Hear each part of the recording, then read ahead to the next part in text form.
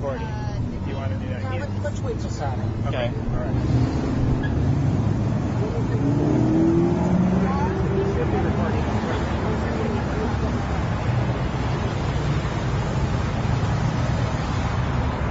We have our fuzzy dice.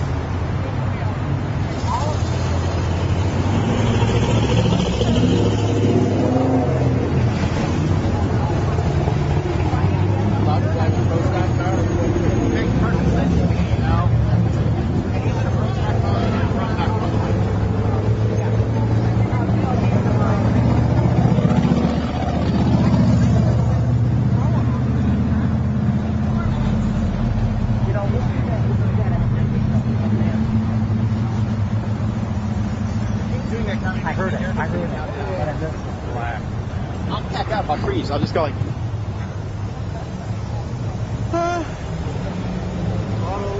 Mommy. 9 years ago, 10 years ago, I had a Ford Australia. There's another reflective. Awesome vehicle. Hey, just open the door. Movie theater there. And it's the best burnout I've ever done. Of course, retail. I got a standing ovation. I'm going to go to the hospital. Otherwise, I'm staying right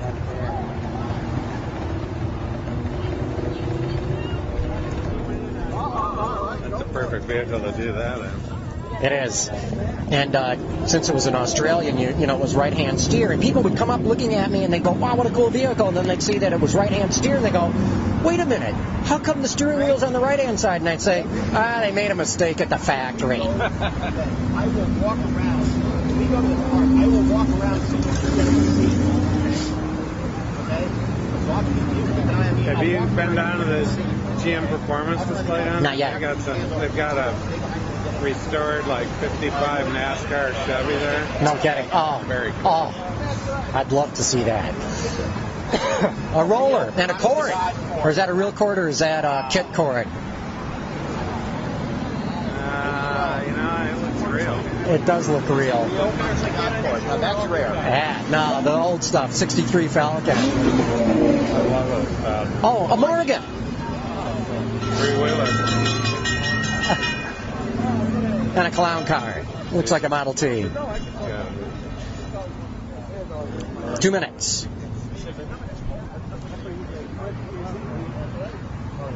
That's right-hand drive. Okay. The back wheels are still closed.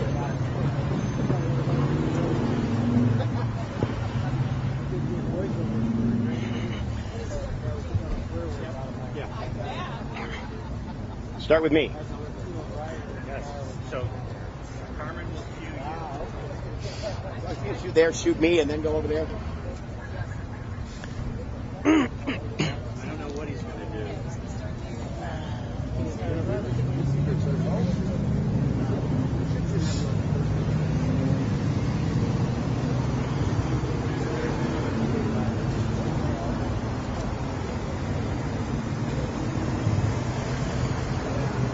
Is that about a 71 Torino? Yeah. Grand Torino. 64 Stingray. Yeah. A Myers Manx, maybe? You know who worked on that? Stuart Reed. Really? Yeah. Lamborghini Murcielago. Oh, yeah. But that Aventador is wild looking. There's always some crazy bike guy. There's a real dragster. I mean, a real dragster. I'm sure it's not street legal. Oh, it's a pro stock car all the way.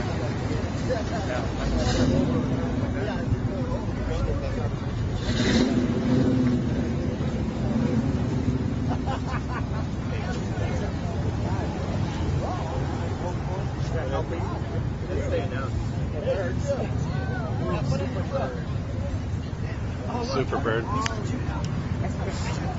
It's 7 That was o'clock in still the one of east, the coolest 4 sights I've p.m. in ever the west, seen and is 11:45 Superbirds and somewhere Dodge if you're where Daytonas it's at the 11:45. MIS. Welcome to the third annual Autoline Detroit live from Woodward Dream Cruise in Royal Oak, Michigan. I'm Jim Hall, your announcer for the entire evening and guest for part of it. Your hosts, John McElroy and Peter Lorenzo, are here, along with classic car expert Eric Carlson, and I think my evil twin brother, but we can only hope not. We'll explain that later. Before we forget the fantastic surroundings here of the Woodward Dream Cruise, we have to thank all of our sponsors that have made this possible. And we're going to start with our signature sponsor, Mopar, Authentic Performance. Bosch, Invented for Life. Bridgestone, for drivers who want to get the most out of their cars, it's Bridgestone or nothing. Chevrolet, the all-new Chevrolet Cruze. Get used to more. Hyundai. Experience the 2012 Hyundai Sonata today at HyundaiSonata.com. P2R Associates. Perception to reality. And let's not forget the technology that's bringing you this show right now. Live View. Portable uplink solutions. Go live anywhere, anytime. And now here are the hosts of Autoline Live at the Woodward Dream Cruise, John McElroy and Peter DiLorenzo. Gentlemen? Hey, thanks for joining us, folks. And Peter, great having you here, man, at an awesome event. Great to be here, John. It's the biggest Run What You Brung car show in the world. This thing's been going for how long now? About 15 years? Yeah, about 15 years. And, you know, some locals get tired of it, but really it's the coolest event you can imagine. And if you haven't experienced it, you need to come out and see it once. Listen, for the locals who, complain about this thing, too bad. Yeah. I mean, this is one thing that's just awesome in the Detroit area. There's going to be about 1 million people here on Saturday all week long. And in fact, Peter, you had the great line, they shouldn't just call it Dream Cruise Day. Yeah, let's make it Dream Cruise Week and be realistic about it because, we have people coming in the weekend before and they're running up and down Woodward all week. And the merchants benefit from it, so let's call it Dream Cruise Week. Fills up the hotels, fills up all the restaurants. As I was saying, over 1 million people here on Saturday, probably about 1.5 million all week long. And roughly, the count is at least 30,000 classic cars will go up and down Woodward. We'll see a bunch of them tonight. It's just a really cool event. Yeah, and, the grassroots thing about this event, it sort of started out of nothing, and it just became this gathering that built up over the years, and people kept coming, and they'd come and tell their friends, and that they tell their friends, and here we are. Now it's the signature event of the Motor City. Yeah, talking about Run What You Brung. Three of my classics over the years was a chopped and narrowed school bus. They didn't shorten it. It's this big long thing that just looked crazy. Also saw, I think it was 2 years ago, an Army half-track, World War II era Army half-track with a 50 caliber machine gun on the back. And then one time, too, I saw a 1914 or 13 Mercer raceabout. Literally a museum piece. I don't know why they would bring it out on the road here. And you'll see tonight, there's a bunch of minivans and pickups and other mundane stuff that I think should be banned for the whole Dream Cruise. Well, there's always the traveling salesman who never got the memo, and he's driving down Woodward trying to find his hotel, and he's wondering what happened because he's surrounded by big blocks and weird stuff, and he ends up enjoying it, though. Everybody does. Yeah, I especially enjoy it. It can get pretty crazy here. On Saturday, this place becomes almost a parking lot. You can't believe how much traffic is here. That's why being out here on a Thursday night, it's actually better. There's a higher preponderance of classic cars here. Yeah, well, actually, the run-up to the day itself is much better because the Dream Cruise itself is a parking lot, stop and go. But during the week, you actually see the cars moving, and now it's become this event. Every night they're out. The one thing that I always like, too, is standing about a block off Woodward in the evening and just closing my eyes just to hear the sound, because it's awesome. You've got anything and everything running here. Some of it's super loud, but it's just the overall rumble in the background is something to behold. Well, just hearing a big block Chevy or a Hemi at about 11 at night, you can hear it. You can hear it all over the town, if you have your windows open. It's very cool. Very cool. It's like big block city for a week. the police here are really frown on anybody really lighting them up, but it's been known to happen. I think one of the cars I was driving, my foot slipped and I really did quite the burnout, but they sort of frown on that thing. But that's one of the other good news things about the Dream Cruise is you get 1 million people here, and everybody's in the greatest of moods. I mean, everyone's super friendly. I'm not aware of any really big problems they've ever had here. No, they've only had a couple incidents. I mean, the Royal Oak Police, we are in Royal Oak. This is the epicenter of the cruise. We're at 13 Mile and Woodward Avenue. And isn't Woodward the oldest paved street in the United States? Is that what the deal is? Well, that's what we here in Detroit claim. I think Cleveland might have some other claim, but yeah, we'll stick with Woodward being it. And so we're at the epicenter, and ironically, the Royal Oak Police Department has very much a love-hate relationship with the event. So they're the ones who will write you the hard ticket, and but it's kind of a standoff, and but generally you're right. The mood is great. People feel good, and what's not to like, Well, I think one of the reasons why it's so good is it's really been a grassroots effort, and it's really people just getting back to their roots. Back in the 60s especially, this was a drag strip. Yeah, now Woodward Avenue in the 60s was legendary, and the factories would come out here and use Woodward to test out experimental stuff for real. You'd see highly modified prototypes from the factory, and it was just par for the course. I mean, that's what went on. And there was posturing down south here. Then they'd go up north where it was dark and run, and then they'd agree the real serious stuff would go somewhere else out, maybe on 75. But Woodward is where it was happening every weekend.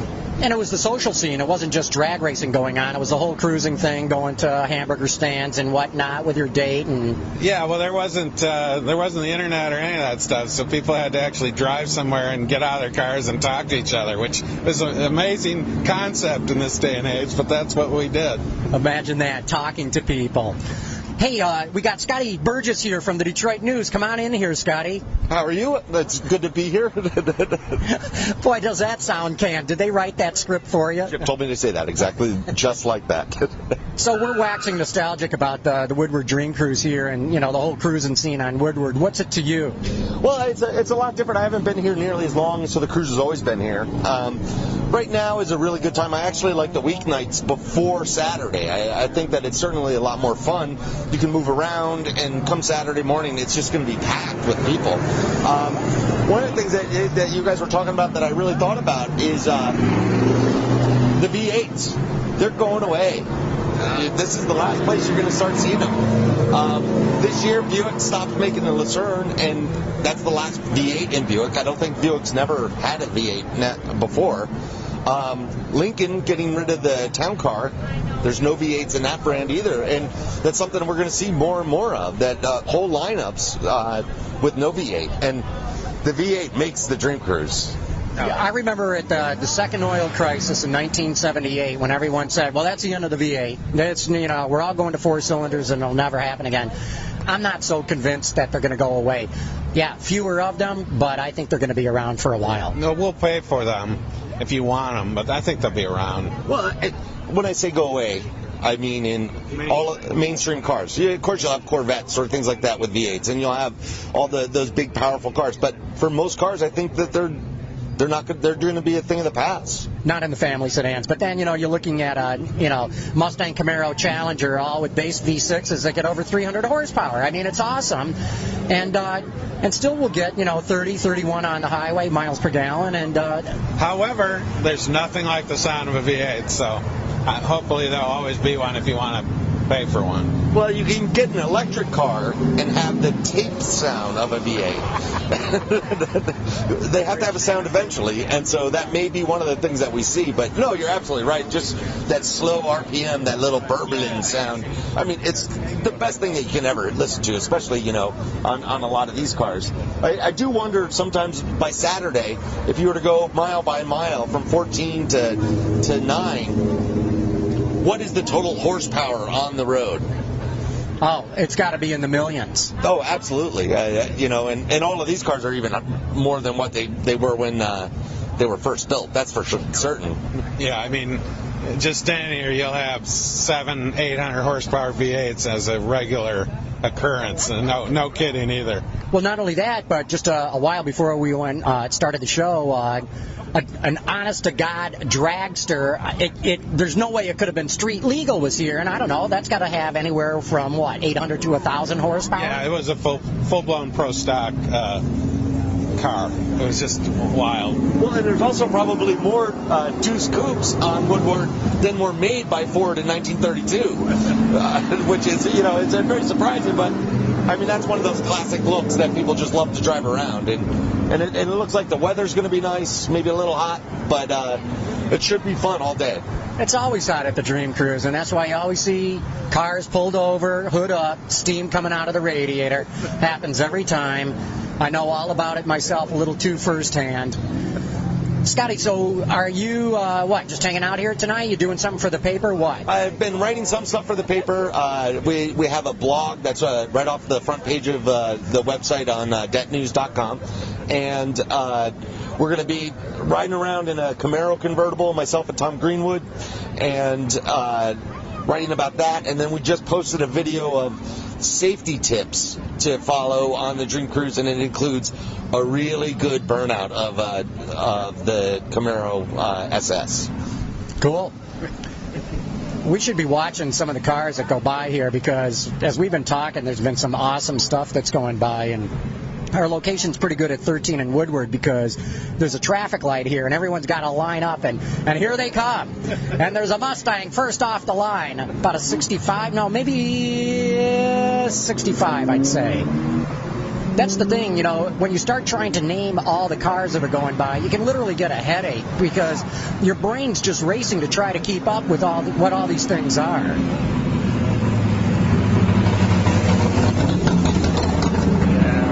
Oh, a Maserati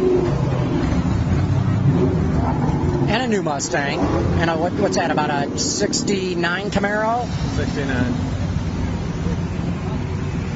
Do we have another microphone here? Or not? So, and here comes one of my all-time favorite cars, 59 Chevy Impala. This one happens to be a two-door Impala. No, that's a 60. Yeah, that's a 60. Oh, my gosh. From the front, I thought it was a 59, which is my favorite. The 60 is not my favorite. This is where you guys start to lose me. When you're, 59, no, 60, and instantly tell exactly what it is, or by the sound of, no, that sounds like a 61.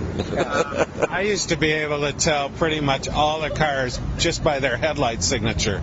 Because if you ride up and down here like we did in the 60s all the time, you'd recognize car by their headlights. I used to be able to tell cars, of course this is back in the day when it was largely just GM, Ford, and Chrysler, by the sound of their starter. Yeah. Not even the engine. I could tell by the starter because Chrysler's always did that do-do-do-do-do-do-do kind of a noise.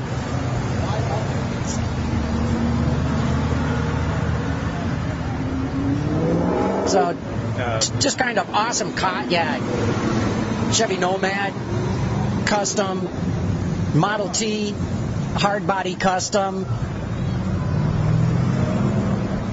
A lot of cool stuff. Firebird. So, what do you think from the class of 1986, which now qualifies for a classic license plate? 25 years old. What vehicles deserve to be driving along Woodward Avenue from then? I have no idea. I'm not sure that there is any that I would consider a classic from that era.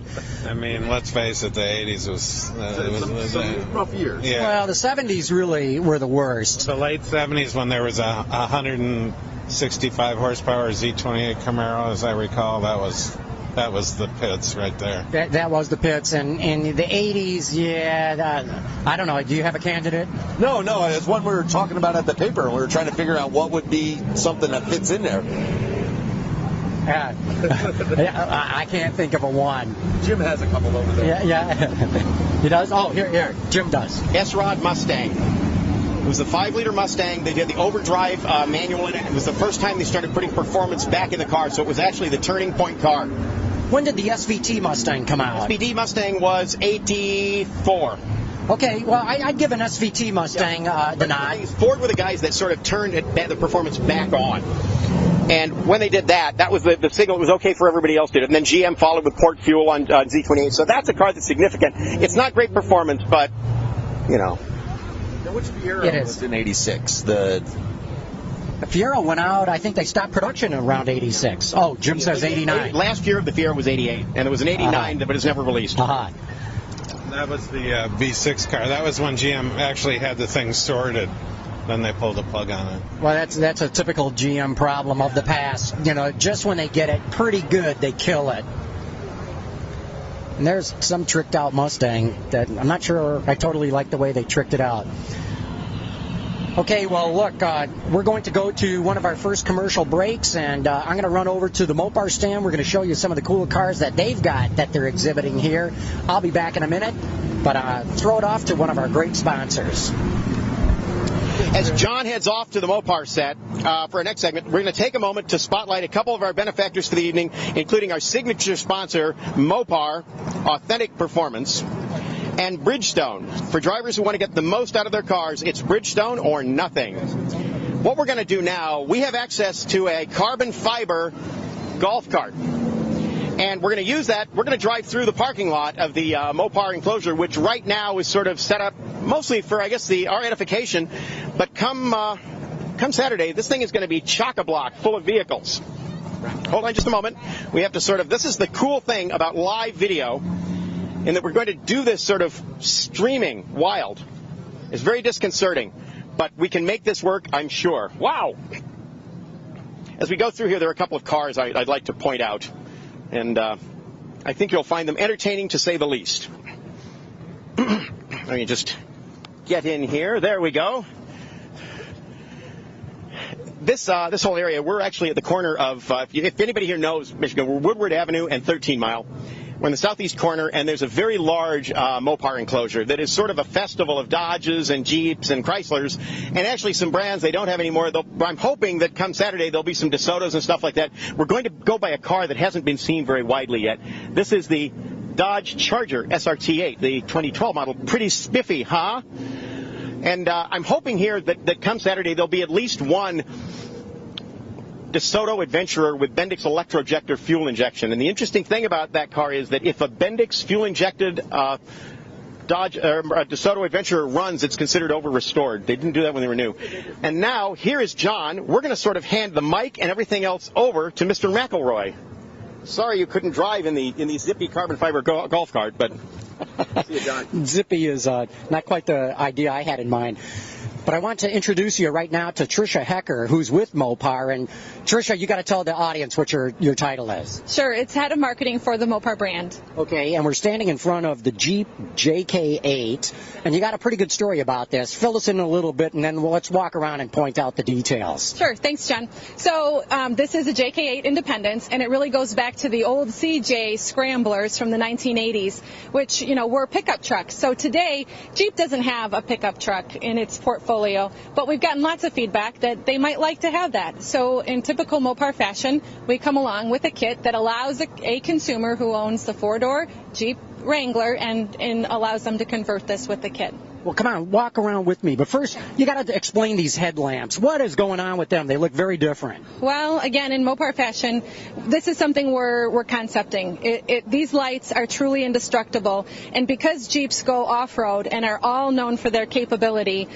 we wanted a light that you could torment, you could torture, you could pound with a hammer and not hurt it, and that's really what we're testing here. So these are not on the market yet, but stay tuned, probably more to come. Oh, cool. Now, are these LEDs or what? They are LEDs, and they're individually in there, so even if one were to break, the rest is still functional. That's the unique beauty of it. Perfect for going off-road. So let's walk around the side. Obviously, this thing sits up pretty high, too. You must have done something with the suspension as well. We have added a custom front axle, and that coupled with a 4.5-inch lift kit allows us to get these 35-inch wheels and really gives it a lot more clearance to go off-road. That is excellent. And you've got, some rock guards on the side, too? Right, rock guards, because if you're going to lift the vehicle, you got to make it a little easier to get inside, right? And this is definitely a rock crawler. But now we get to the back of it where you can really see that it's a pickup. So walk me through a little bit of the process. How does this get converted? So basically what we do is we start to remove the rear seats and we remove the back roof and rear panels to open it all up, and then we start to add in body panels to close off that flooring where the seats used to be, create the back bed, the side rails, cover off the interior to enclose that again, and there you go. You've got a truck bed. Okay. It's 50 inches by about 44, so it's not as big as a real truck, but still gives you plenty of clearance to haul. So if I had a Wrangler and I wanted to convert it, about how long would it take and what would it cost me? Well, a real weekend warrior could do it in a little bit of a weekend, but we really do recommend going to the dealer for this. But if I wanted to, I could do it myself. Of course you could, John. Only you. No, really, you absolutely could. And the price on the kit? The price is about $5,500, just under, about $54.95. What's the reaction been? We're having a hard time fulfilling demand, if I may be so. I mean, we knew that there was a demand for this, and one of the things that Mopar will do is test something. We'll put it on the marketplace, and then that gives the Jeep brand some insight into how strong is it. And really, we are selling extremely well.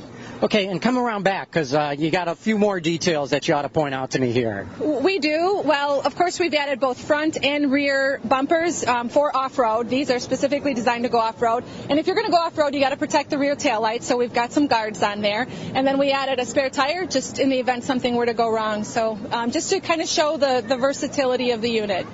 This is so cool. It really looks good, too. Thank you. We're really excited about it. We really are. We think it's going to be great. We're already selling overseas, in fact, as well. It's been hard to contain. That's awesome. Well, we need to get more exports going in this country. It's good to see Mopar is going to be part of that. Thanks, John. Really appreciate it. Okay, I think we're going to talk to you again in another minute here. We absolutely are. I got another car for you. Okay, but right now I got to go look at the drag pack. Thanks, Tricia.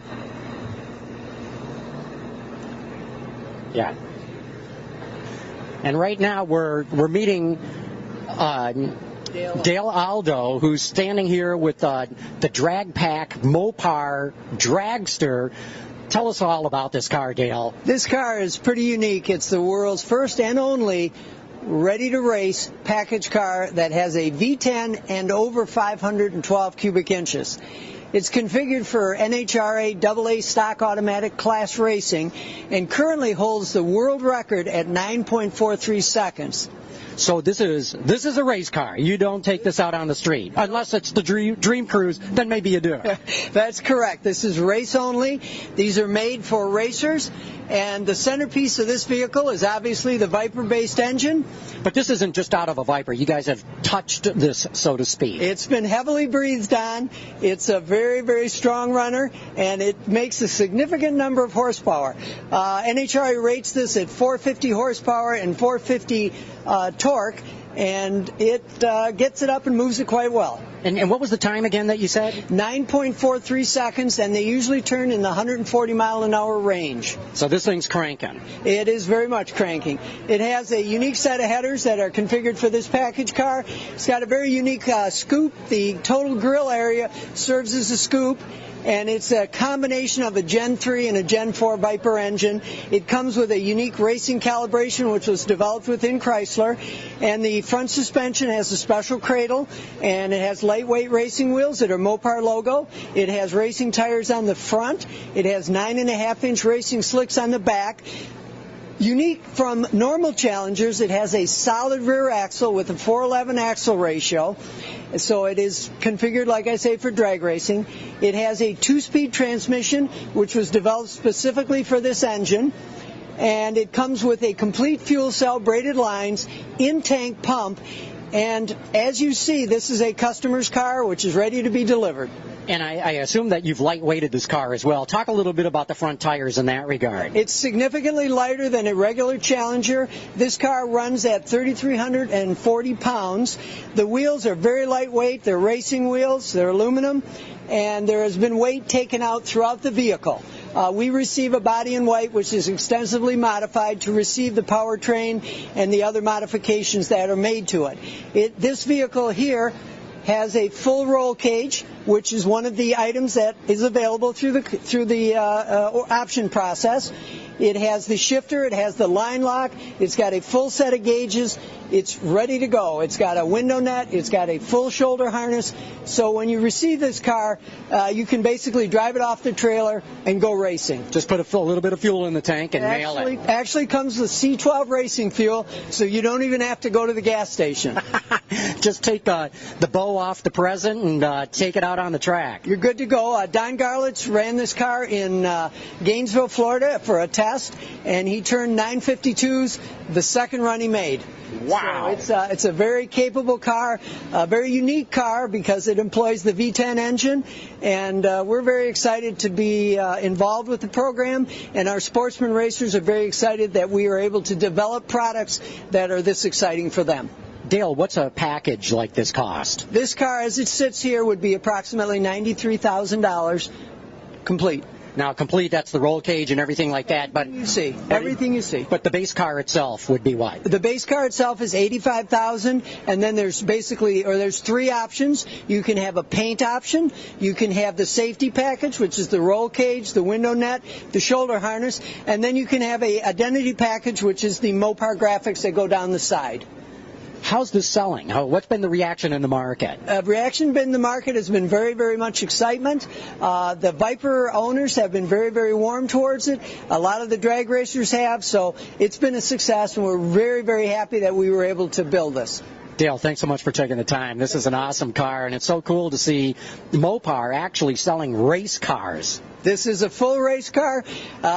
You don't need to do anything. The car that set the national record, there were no modifications to it separate from as it was received. Real cool. Thanks again. Thank you. And we've got another car that we've got to go take a look at right now, too.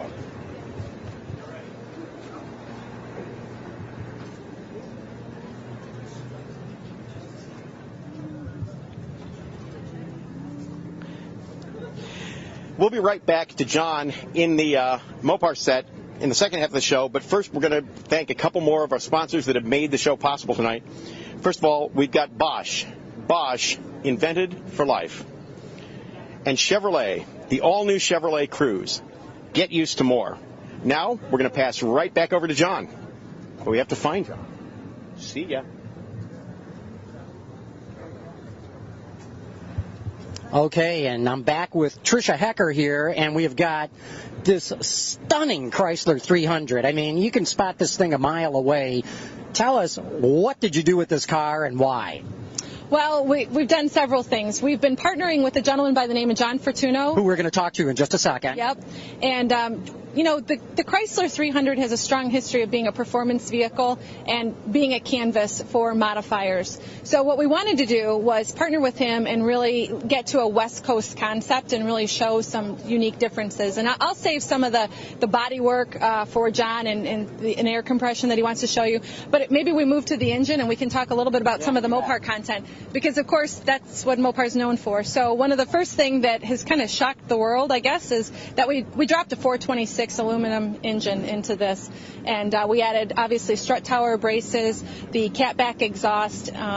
And, we're really trying to show folks that, remember that history, 1955, first one to ever accomplish 300 horsepower? Here we go. And say that again, because I think a lot of people don't realize that the Chrysler 300 was so named because it was the first car to hit 300 horses. That's right. It was. Back in a day when, its competitive set was maybe reaching 170, 180. So it really set a totally different standard. And in that fashion, this particular vehicle is now rated for 540 horsepower, 530 foot-pounds of torque because of that Hemi. And I should say that it was still based on the Hemi back in the 1955 range because that was a 330 cubic inch Hemi. So, the Hemi certainly is a key asset to this vehicle. Really cool under the hood. I mean, the outside of the car is so stunning, but it's so clean under the hood as well. Well, absolutely. And, we've continued to work on this vehicle. We're going to bring this vehicle to SEMA. The next time you see it, we will have done some engine work to really bring all of it together. We haven't dynoed it yet. We still got a few things we want to do from a calibration and tuning perspective, but we're really excited to get it on the dyno. Okay, let me talk with John Fortuna here because he's done some awesome stuff with the car. John, come on in. How are you? Pleasure to meet you, man. Oh, it's great to be here. It really is. It's my first time out for Woodward, so like I said, What do you think? it's awesome. It is totally awesome. So just for any of our audience who don't know who you are and what you do, give them the thumbnail sketch. My name's John Fortuna. I'm from California, Huntington Beach. I own a 2005 Chrysler 300C. I have a 2011 Chrysler 300C, which we're starting on the next generation of vehicles to really take it to another level. Focus behind this car, obviously, with the 426 is truly going to be, we're going to build a gentleman's hot rod American style. And this is so cool, man. And let's start with the wheels, because I have never seen wheels like this. Such low-profile tires, such wide wheels. Why'd you select these? Well, again, being from the West Coast, the front wheel is a 22 by 9 in width, and the rear is a 10.5 by 22.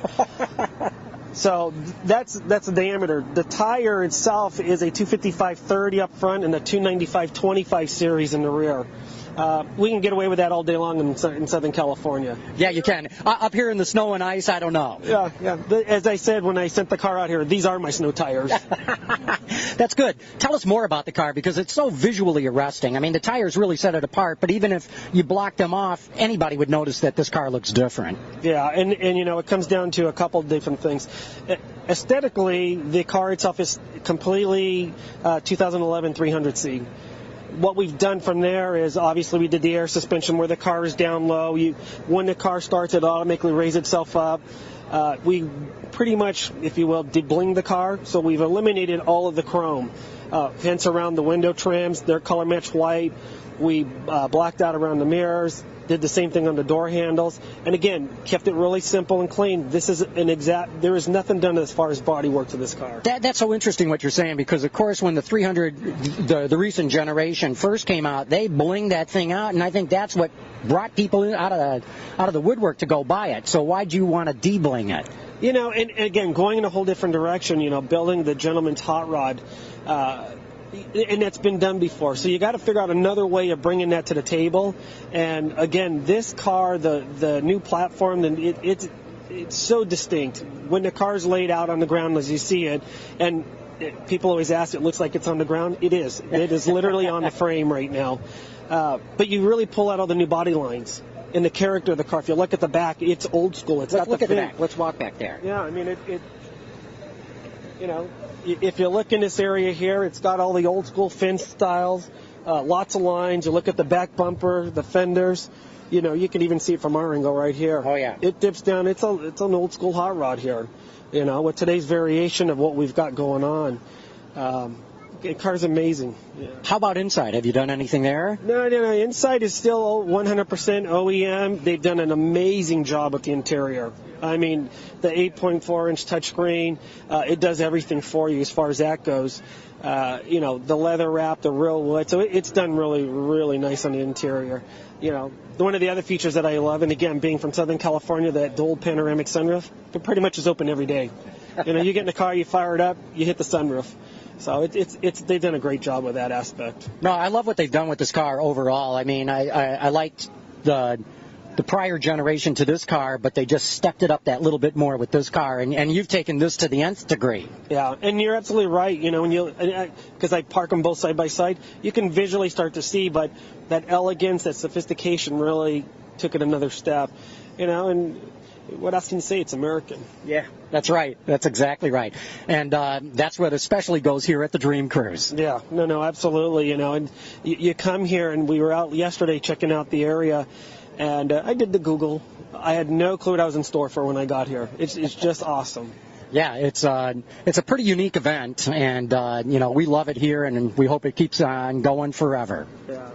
Well, John Fortuna, thanks so much for taking the time. What a pleasure, man. Yeah. Thank you. I've got another car here I've got to go take a look at yet, so thanks for your time.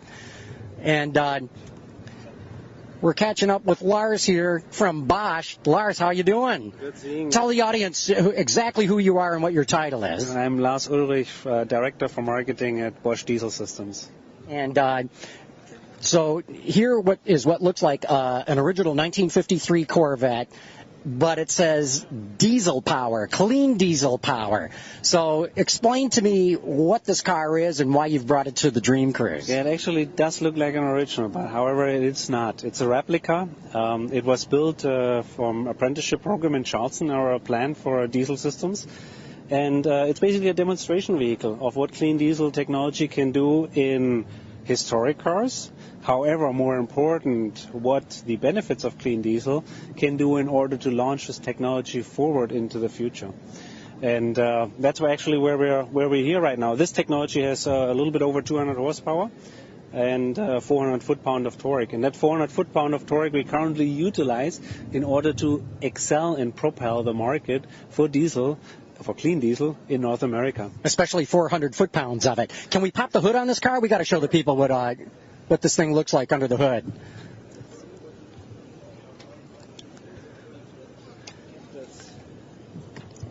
And just like the original Corvette, it's got a dual latch system. It does have.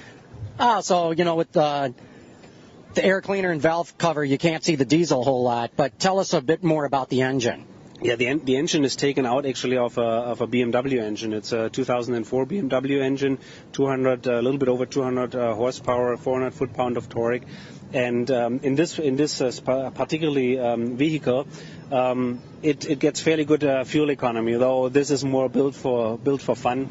And actually, we had it out on the Grand Prix the first time in 2008. When the Detroit Grand Prix was here on Belle Isle. Exactly, when it was here on Belle Isle, when the first diesels were introduced in the market.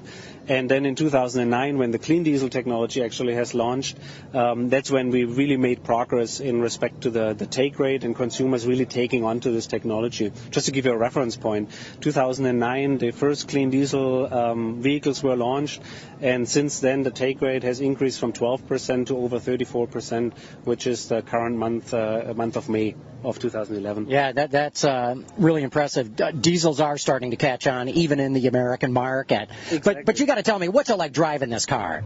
Driving this car is just phenomenal. I mean, when you're cruising it along the highway or along the Woodward Dream Cruise, it's just basically going like on the highway and utilizing all the benefits of clean diesel. The fuel economy is there under cruising conditions. In some of the vehicles, you push up to 50 miles per gallon, for example, in the Jetta.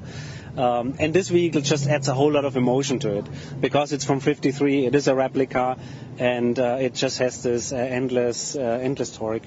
So what kind of reaction do you get when you take it up and down the Dream Cruise here? Well, actually, it's interesting because a lot of people, they're really interested now in the diesel technology, partially of the better fuel economy, but then also based on the total cost of ownership. So actually, we start to realize that people, when we're driving along, they wave at us, they say, hey, clean diesel is here to come and it's here to stay. That's great.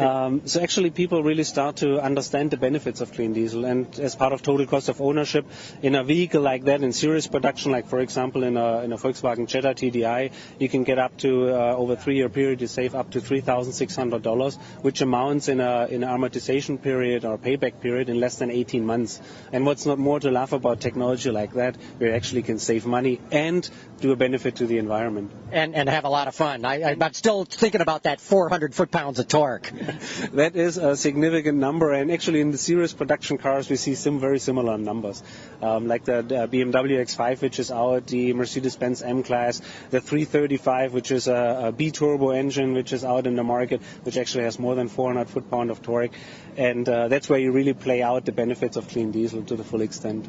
Well, I think it's very clever of you to put one of these clean diesels in a replica 1953 Corvette and bring it to the Dream Cruise. That's pretty cool. That is actually one of the things why we have done it. Actually, this was done in 2006. The project was completed in 2008. Then for the Grand Prix, and actually since the last 12 months, we at Bosch Diesel Systems here in North America have added 15 new clean diesel vehicles for the launch of 2013 timeframe, which makes us extremely bullish on clean diesel coming now into the market and really taking up its space, which the consumers are demanding. Absolutely. Well, Lars, I think we got to go to another break here, but thanks so much for your time. Really appreciate it. Always great to see you. Okay, take care, man.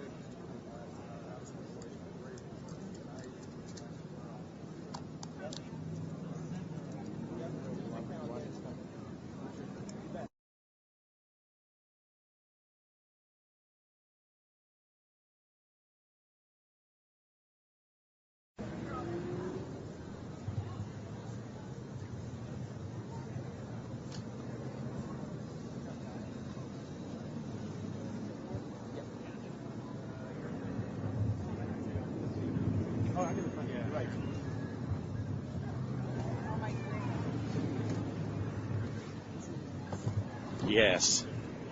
I have an absolute plethora of cables here. John's heading back, to the Woodward stage, and we're going to check out some of the cars. Peter's going to be there, and my evil twin brother will be there, so it should be amusing. But as you know, he is in fact evil. I'm the good one. Don't forget it. We're going to give a brief acknowledgement to our signature sponsor, Mopar, Authentic Performance, and Hyundai. Experience the 2012 Hyundai Sonata today at HyundaiSonata.com. Now, let's all get back to Woodward in this fine speed car. You see, it starts almost seamlessly. This car is a feature that many expensive European cars have, and it's auto start. We come to a stop, the engine stops to conserve fuel. And I believe this has been driving for about 6 years on one tank of fuel with some fuel treatment. And you see, we have living chicanes, carbon-based chicanes, almost everywhere. Oh, I see someone that I probably, well, you'll all find out, trust me. This isn't going to be pretty. Well, maybe it will, but you've got to have a pretty jaded sense of beauty. Now, there's Mazeppa again, one of the hundreds of Autoline interns. And, a cone. I don't know what that is over there. Do you guys see that thing there? It's a large vertical accumulation of cells that looks somewhat like me, but not a lot like me. Hi, Bob. Hi, Bob. How are you? Did you just get here? Yeah, just good to see you. How have you been? I haven't seen you in a while. I'm fine. You did just get here. I did, I think so, yes. Yes, I just got here a few moments ago.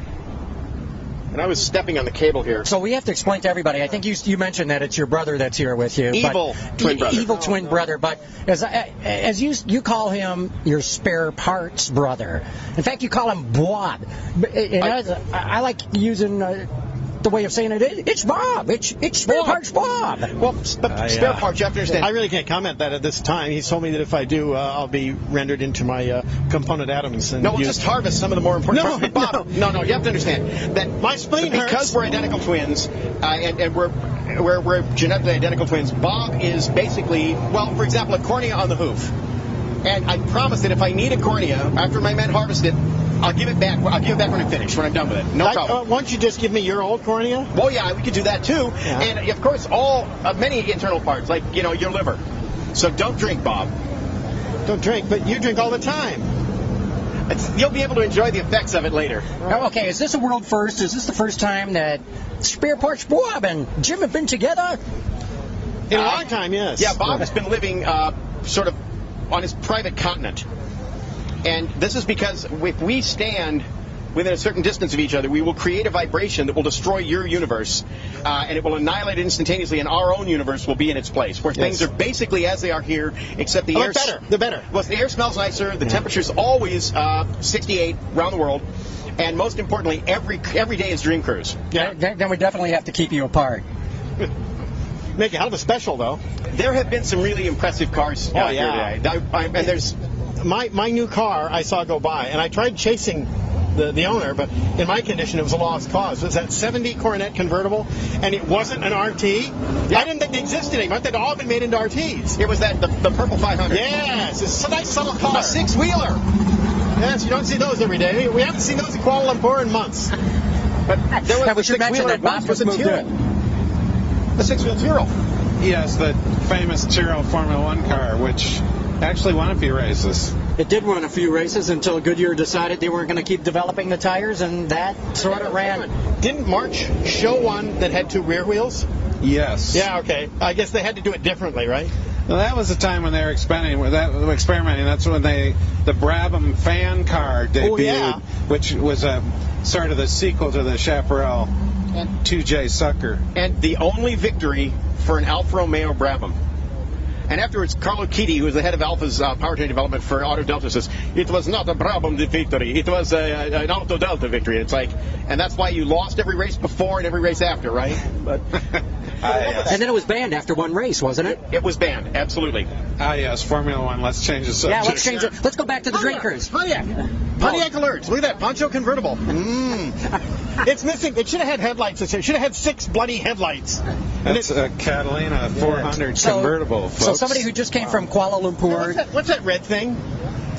the red thing is something that you may have had a hand in. It's a Mazda Miata. We should explain to the viewers Yeah. what really happened. Everybody talks about him, okay? Just admit I'm the uncle of the Miata, no, okay? This is better looking. This is cool. Now that's cool. Yeah, this is a tricked out Oh my Riviera with what looks like 30-inch wheels on it. Yeah, those must be very practical when you hit a curb. So yeah, explain the Miata thing. Okay. A lot of people say that Bob is the guy that actually started the Miata project at Mazda. And I don't like to think of it that way. I really don't. I mean, You like to think that you started no, it, not and at gave all, him but the I like idea. to think that I am the uncle of the Miata. Yeah, I don't like being called the father of the Miata, and he enjoys being called the uncle of the Miata, so I think that's fair. Fair exchange is no robbery in this case. But I remember I was working on an electric vehicle at General Motors, and we showed it at the LA Auto Show, and I had sort of gotten Bob's face about the Miata, and I said, "Hey, did you see?" And we had a Miata being out accelerated by the electric car in the wonder demonstration. why that was done in the video, huh? Yeah, well, yeah. And I said, "Say, Bob, did you see that? It's faster than a Miata." Did you remember what your response was? No, I actually tried to put that out of my mind. He said the Miata has a better exhaust note. It's true, it does. And actually it goes farther on a charge. But ding. Okay. And another thing. Hey, try the roast beef, folks. It's really good. Hey, guys, 4 fins. 4 fins. The caddy. Okay, so we got to ask the guy from Kuala Lumpur via Australia who's never been to the Dream Cruise. What's your reaction? It's dreamy. It's really cool. Jimmy said it was the Dream Brews. And I was wondering what the hell he was talking about. But this is great. This is fucking great. Yeah, baby. Except for the cars with the ratty sounding uncorked exhaust. There's good exhaust, but that was Probably a ratty side sounding. trailer No, behind it's it. music to my ears. It just sounds like a little bit raspier. Raspier. No, this is good. This is definitely good. You know, the question is, it's pretty safe to say there are going to be cars that are built now that would show up here and seem totally appropriate in 20, 25 years. I mean, a lot. So you see them here now. The GT500 Performance Pack. When the ZL1's out, that's another one. CTSVs look perfect here. Especially the coupe. Dang right. I mean, they all kind of fit. But there's the ZR1. ZR1, definitely. And the Z06 to me is still the balanced Corvette. That's the one to me that's the sweetest of the Corvettes. A friend of mine just got a carbon Z06, and it is absolutely gorgeous. You got it in blue, the trick blue? The trick blue. Yeah. But this is one of those things where you think, what are cars are going to be here in that period of time? And you have to understand that it's easy to think of those cars, but there are other cars that people that are kids now are aspiring to that are performance cars in their mind, because it's a relative bandwidth. And you think, what else would be here? I mean, when you see things like the only 8-cylinder BMW M3 ever built, one generation, will that be a car at the Dream Cruise? The Nissan Cube. Whoa! Whoa, God. My head hurts. Yeah, after I'm that telling one. you, my forward lobes, just from that. Hey, well, you're the one that said there's a very narrow bandwidth, and kids today, who knows? It's a valid point, and it terrifies me. You know, one and big depressing. What about things that are sort of the equivalent of muscle cars now? Things like Regal GSs. Does that fit in that category? I mean, I'm not sure that it does. I think there's other stuff, that you hadn't touched on. Challengers, Mustangs, Chargers, a whole bunch of other stuff like that. The interesting thing is you've got base Challengers, base Mustangs, and base Camaros with way more horsepower than these muscle cars. I mean, you guys mentioned it earlier. And they actually perform pretty well. They're nice cars to drive. They're a lot more balanced in some cases because they don't have as much weight over the front wheels. Do those cars have a chance of being here? I think they do. I really do. In fact, I think some of the electrics, too, the early stuff, honest to goodness, I think the Nissan Leaf and the Chevy Volt will be here 25 years from now. See, I understand how you can actually hop up a Volt, okay, or a Leaf, because what you do is take the motor out, the armature, and rewind it like you students do with slot cars, okay? Epoxy. Double epoxy it, those tips suddenly have a lot of power. Yeah, you used to kick my you-know-what with that little Scalextrics you had. Yeah, but I rewound the motor. No, that's true. I didn't. So, you start thinking about it. Here's one. Solstice or Sky. Are they here in 20 years? Sky especially, because it's going to be so rare. Absolutely, yeah. No, wait a minute. I have to disagree. The car that will be here will be the Daewoo G2X. That'll be the one everybody will be lusting for, because it's even rarer. Yeah, we should explain. The Daewoo G2X is, in fact, a Saturn Sky that was rebadged for sale in Korea. They sold, I think, 13 of them, maybe 14. The Sky was exported. It was sold as Opel GT. Opel GT. Right. And they sold it as a Vauxhall. They also sold it as a Daewoo. I never knew the Daewoo one. G2X, a great name, and you look at it and you go, okay. And, of course, in Korea, people went, what's this? A black Cadillac XLR just rolled by. Earlier today, there was a white XLR-V. A V? And it was a V, and it was the facelift car they built for only 1 year. And I looked at that and I thought, because that's a car, the design is so crazy on it, the proportion's so wild, it even works really well in white. But I looked at it and I thought, yeah, you know what? I could live with one of those. They're funny cars to drive. Yeah, but I think I really like the way they look, though. They look great, and the V had an interesting engine because it's a supercharged North Star. So all the stuff's kind of there. The problem is, if you buy one of those thinking you're getting a Corvette that's a little more sophisticated, boy, it ain't that. It's a different kind of car. It's a different kind of car, but I like it. They're so rare, you just never see them. Yeah. Yeah, I mean, I've been in California for a couple of months.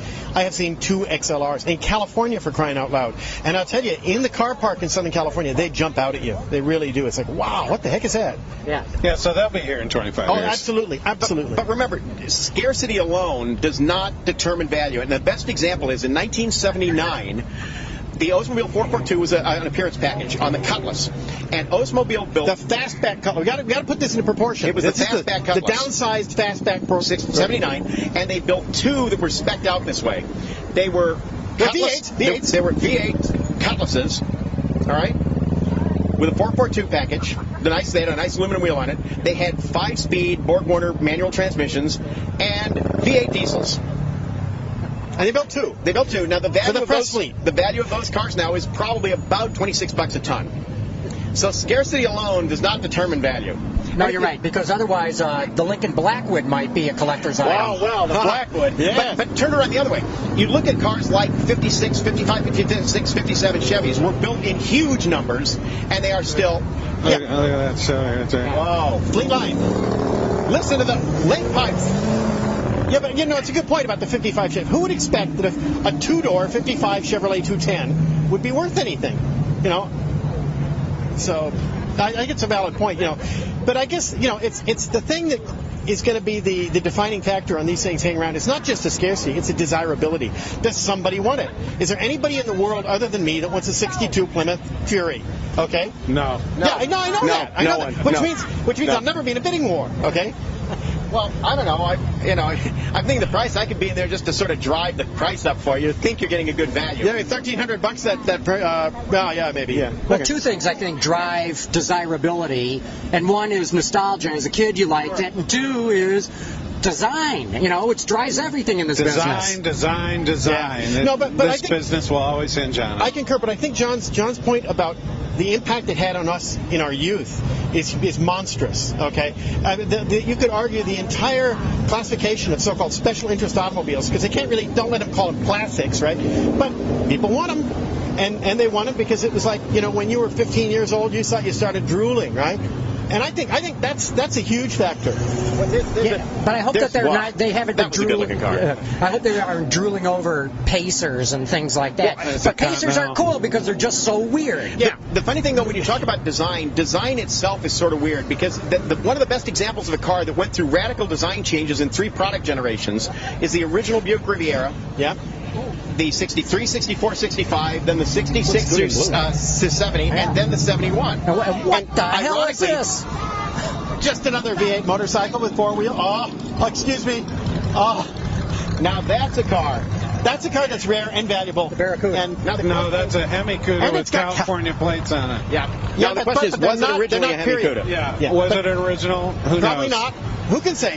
But they're not original California plates. That's right. Because it's a 7-digit plate. That would have had the 6-digit blue tape, and it would have started with the letter B or C.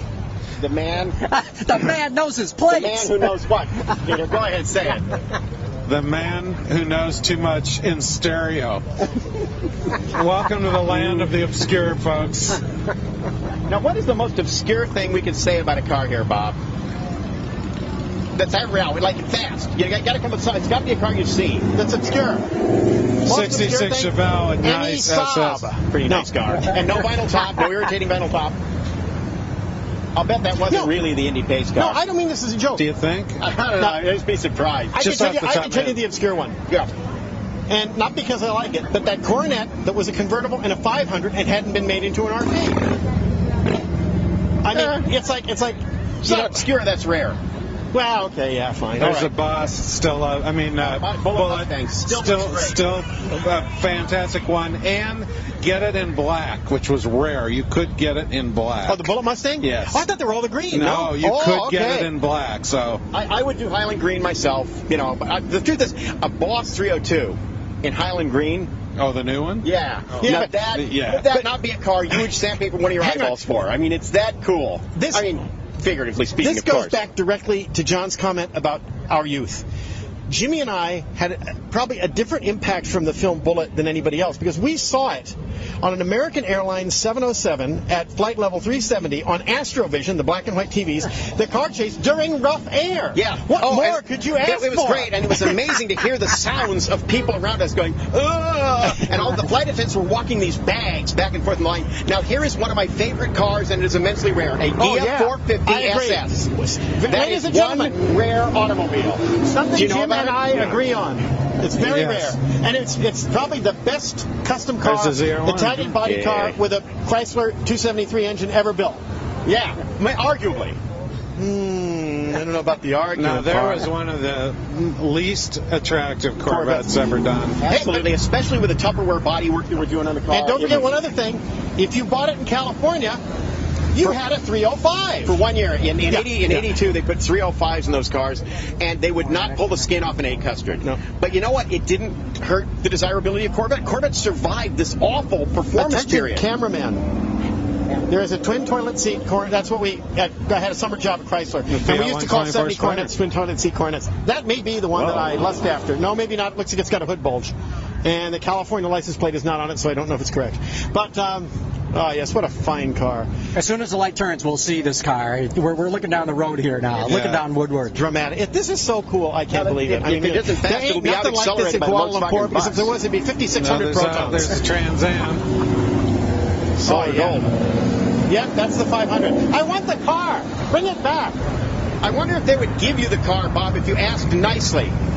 Please give me the car, sir. That would be better. Because, Please, sitting sir. here saying, I Give me want your the car. Yeah, no, chances are that guy knows what he's got. Yeah, I think so. You think? Nah, probably. Nice Chevy pickup. Oh, yeah. That was the advanced design? Is that what Yeah. they called those when they brought the generation out, which is pretty cool? Original Bronco. Original Bronco, which Nice. is, yeah, way cool. Okay, you want a trivia question? The name Sport Utility was first coined for the Bronco pickup. It was actually, they didn't call it a pickup, they called it the Bronco Sport Utility. First time And the it name was did coined. not apply to the one with the was a station pickup. wagon. Yeah, pickup only. Only the pickup. Now, there we go. Esoteric. But important. You know, people think that's trivia. It's not. It's significant. Jim, it's a La Mancha. Look at that. Do you see the Corvette across the way? Yeah. In the wonderful movie, what was that? It was Wheels. Wheels. Arthur Haley thing made into a TV movie with Rock Hudson and Tony Franciosa. They built this car called the Hawk that was made out of a Javelin. They made 2 of them, fiberglass body going. They were kind of cool in a repulsive way. What they used for the car, maybe the company was called a La Mancha, and they were all Dodge Corvettes with really weird-looking noses on them. It was all done by Kurt Brubaker, who made the Brubaker box. Remember that? Yes, absolutely. The Brubaker box was Still a cool piece of design today. Yeah, Still a cool absolutely. piece of design. Yes, but he did the La Manchas. CTSV, I can take it or I can take it. But those guys really should. Nice Grand Prix. No vinyl roof, nice color. Yep. Boy, A good that- paint job. nice. That's And pretty all good. the body panels fit. Yeah, very nice. Wow. Now, where is the X400 Oh, when wow, we look need at it? the body kit on the Mercedes. That SLK with that Look at the body kit on it's that a Mercedes. Crossfire. Oh, my Crossfire. mistake. My mistake. Excuse me. He knew what he was saying. I've been out of the country a while.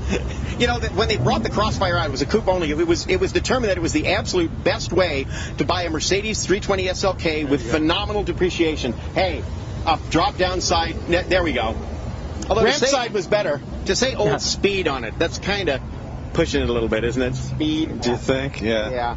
Hey guys, I hate to break up the party, but we're at the top of the hour here. Are you kidding? Yeah. It's time to go. I'm afraid it is, but people, you just had a world first here with Jim and Spare Parts Bob. The Hall Brothers. The Stereo Hall Brothers. The Stereo Hall Brothers, right. Thanks, you guys. Hey, thanks, John. Yeah. Thanks a lot, Peter. It's John, been thanks a lot. awesome. Peter, I want you to hands with him with a vibration, you know. Right. I feel it. Yeah. Thanks, John. Take care, John. Okay. Good to see you as always. Goodbye, and careful of the glare. So, folks, yeah, we're going to be signing off. Peter, this is cool, man. Yeah, this is awesome being down here. As always. And we'll be back in the studio next week, but thanks for having tuned in. And I got to do the boilerplate. And my boilerplate? Oh, hold on. I got to sign off officially. Oh, yeah.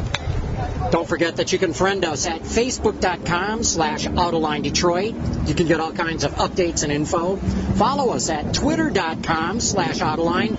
Get Peter's stuff at autoextremist.com. Follow him at twitter.com/autoextremist. And check it all out, too, at facebook.com/autoextremist. Don't forget you can get this program and all our programs on your iPhone, your Android, your BlackBerry. Go to Stitcher. In fact, you could be in the running to win $100 when you sign up for Stitcher, and you can go to Stitcher.com/Autoline, enter the promotion code Autoline, and you can get the app at the iTunes Store, the Android Store, or click on the Stitcher logo at our website. And whew, that wraps up this for me. We'll see you next week. That's closed for the 2011 Autoline After Hours Detroit Dream Cruise Special Edition broadcast. Before we go, we'd like to thank our entire group of sponsors one more time, starting with our signature sponsor, Mopar, authentic performance. Bosch, invented for life. Bridgestone, for drivers who want the most out of their cars, it's Bridgestone or nothing. Chevrolet, the all-new Chevrolet Cruze. Get used to more. Hyundai, experience the 2012 Hyundai Sonata today at HyundaiSonata.com. And P2R Associates, perception to reality. One last shout out to the technology that we brought you to us this evening, LiveView, portable uplink solutions. Go live anywhere, anytime at www.liveview.tv. That's it. John and Peter will see you again next week from the studio. Have a great night and a great Dream Cruise wherever you are. I'm Jim Hall. Thanks a lot. Bravo. Bravo. Oh, yeah. Life is terrifying, John. I don't know how. Life is terrifying. I know it. I know it.